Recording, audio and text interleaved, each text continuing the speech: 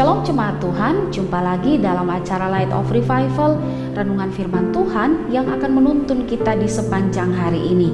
Firman Tuhan hari ini terambil di dalam Kisah Para Rasul, pasal yang ketiga, ayat yang kelima hingga ayat yang ketujuh.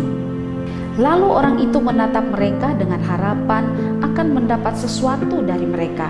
Tetapi Petrus berkata, "Emas dan perak tidak ada padaku, tetapi apa yang kupunyai kuberikan kepadamu. Demi nama Yesus Kristus orang Nazaret itu, berjalanlah." Lalu ia memegang tangan kanan orang itu dan membantu dia berdiri. Seketika itu juga kuatlah kaki dan mata kaki orang itu.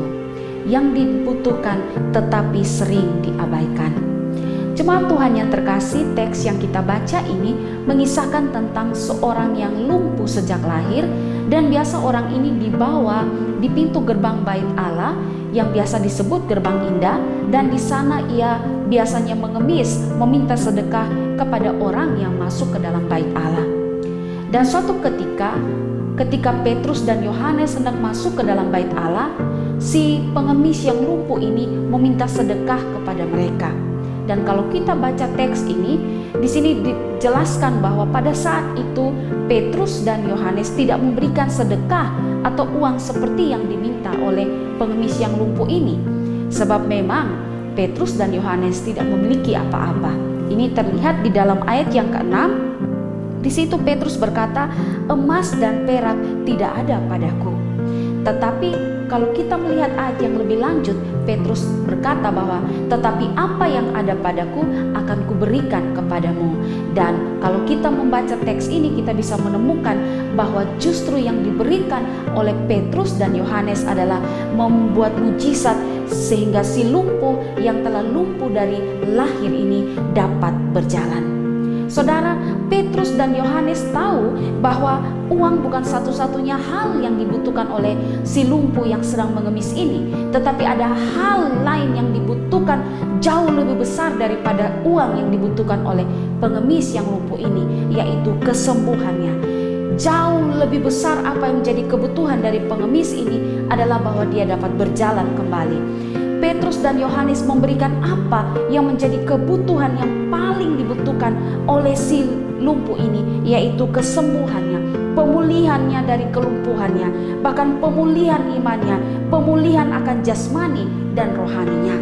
Dan kalau kita lihat di dalam teks tadi bahwa ketika si lumpuh ini dia dapat berjalan, maka yang dia lakukan itu terlihat di dalam ayat yang ke-8 dan 9.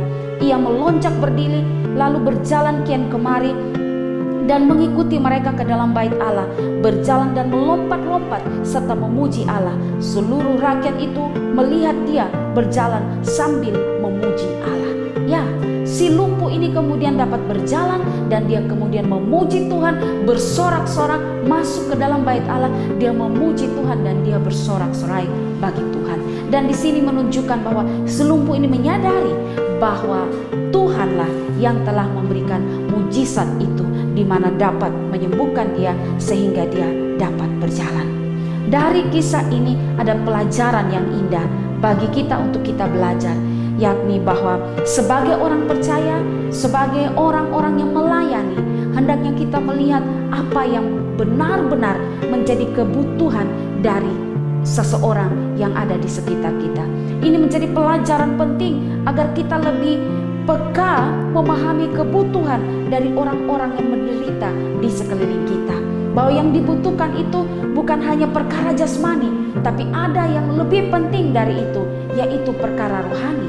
Tapi seringkali kita mengabaikan apa yang menjadi kebutuhan orang-orang terkait di dalam perkara kerohanian. Pelayanan yang sering kita lakukan hanyalah pelayanan diakonia yang membagikan sembako, yang memberikan pengobatan gratis, yang merupakan pelayanan bakti sosial dan lain-lain. Pelayanan-pelayanan itu baik, tapi ada satu pelayanan yang harusnya menjadi fokus kita tapi sering kita abaikan, yaitu pelayanan yang menyentuh kerohanian, pelayanan yang bisa membawa orang pada kepulihan kerohanian mereka dengan Injil Kristus itu sendiri. Mari kita tidak mengabaikan pelayanan ini. Pelayanan jasmani kita lakukan, tapi pelayanan yang menyentuh kehidupan rohani seseorang harus dan terus giat kita fokuskan dan kita lakukan. Kabarkan Injil kepada orang-orang yang belum percaya. Perkenalkan Kristus kepada orang-orang yang belum percaya, agar supaya orang-orang yang belum percaya, mereka dapat percaya kepada Kristus, mengenal Kristus secara pribadi dalam hidup mereka. Kerohanian mereka yang sakit, yang lumpuh dapat dipulihkan kembali karena Kristus sudah hidup di dalam hati mereka. Ya, inilah pelayanan yang seringkali kita orang percaya, bahkan gereja-gereja mengabaikannya. Saudara, mintalah kepekaan kepada Tuhan agar kita peka kepada jiwa-jiwa di sekeliling kita, bukan hanya dalam perkara jasmani, tapi terlebih utama dalam perkara-perkara rohani. Kiranya firman Tuhan hari ini dapat menolong kita untuk bisa lebih peka memahami kebutuhan dari orang-orang di sekitar kita. Bukan hanya perkara jasmani, bukan hanya pelayanan diakonia, tapi ada pelayanan besar yang sering kita abaikan, yaitu berkaitan dengan kebutuhan kerohanian seseorang, bahwa semua orang membutuhkan Kristus agar dapat dipulihkan secara rohani. Kiranya firman Tuhan ini dapat menuntun kita. Amin.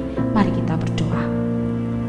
Tuhan, berikanlah kami hati yang peka untuk dapat melihat kebutuhan-kebutuhan dari orang di sekitar kami. Tuhan, tolong kami supaya tidak hanya melihat kebutuhan jasmani, tapi jauh dari itu kami bisa melihat kebutuhan rohani dari orang-orang di sekitar kami. Bahwa ada banyak jiwa-jiwa yang lumpuh secara rohani, yang sakit secara rohani karena mereka belum menerima Kristus. Mampukan kami Tuhan agar dapat memperkenalkan Kristus kepada semua orang, agar apa yang dibutuhkan oleh orang-orang tentang keselamatan itu dapat mereka temui dalam hidup mereka. Terima kasih Tuhan, di dalam nama Tuhan Yesus Kristus kami berdoa. Amin. Jemaat Tuhan yang terkasih, mari jadikanlah firman Tuhan sebagai terang dan pelita bagi jalan hidup kita. Tuhan Yesus memberkati.